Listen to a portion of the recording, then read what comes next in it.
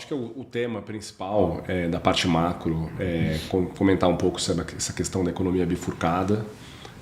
Acho que os números recentes têm mostrado isso, né? Esse tipo de questionamento sobre um mercado que está indo muito bem, mas dentro da própria bolsa americana você tem setores que vão muito bem, outros muito mal. A gente já mostrou isso aqui algumas vezes.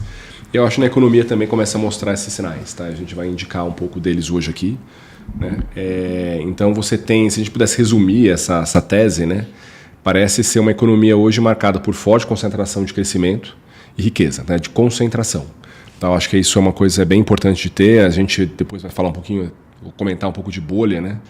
Mas acho que bolha é exatamente o inverso de concentração, tá?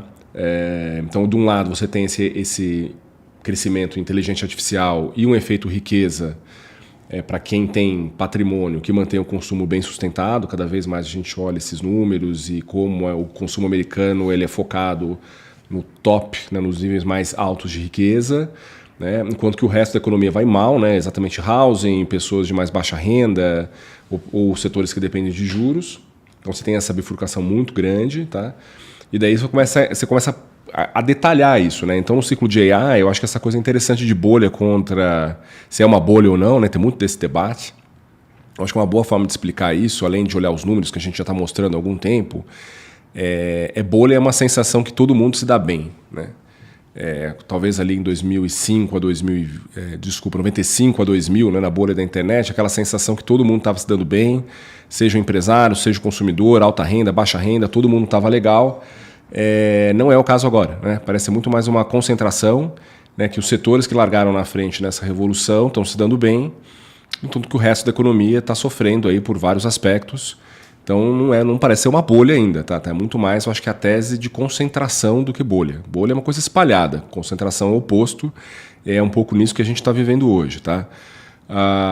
E você tem, assim, talvez o mercado de trabalho que tem chamado bastante atenção, né? Números do mercado de trabalho americano em desaceleração, né? Você pega o payroll perto do zero, indo até para o negativo em outras métricas, né? Enquanto que o PIB está vindo bem. Então tem essa descorrelação entre os dois, que a gente vai entrar um pouco mais no detalhe, mas essa também é outra forma de você olhar setores que estão indo bem ou que puxam o PIB para cima versus o resto da economia que vai mal e afeta o mercado de trabalho como um todo. Tá? Então também você tem essa dicotomia, a gente vai mostrar um pouco isso como foi no passado. Consumo, a mesma coisa, né? Feito riqueza substituindo ganhos de renda. Então, isso acaba privilegiando o cohorte mais alto de riqueza, né, na questão do consumo.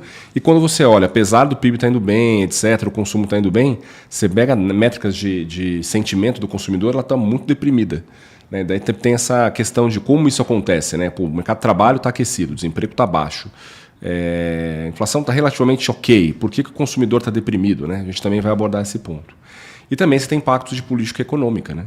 Você tem uma política monetária que está fazendo afrouxamento nos Estados Unidos, mesmo com algumas pessoas dizendo por que está fazendo isso, a inflação ainda é perto de 3, a economia está bem, o desemprego está baixo, por que está cortando taxa de juros?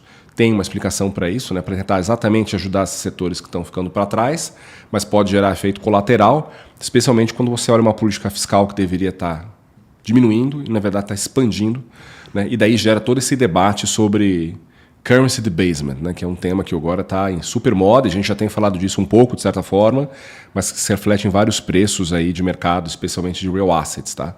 Então acho que aqui é uma forma de tentar explicar por que o mercado está andando desse jeito, por que a economia está tendo essa bifurcação, e a gente acredita que isso é muito em função dessa concentração que hoje rola, em função dessa revolução de inteligência artificial.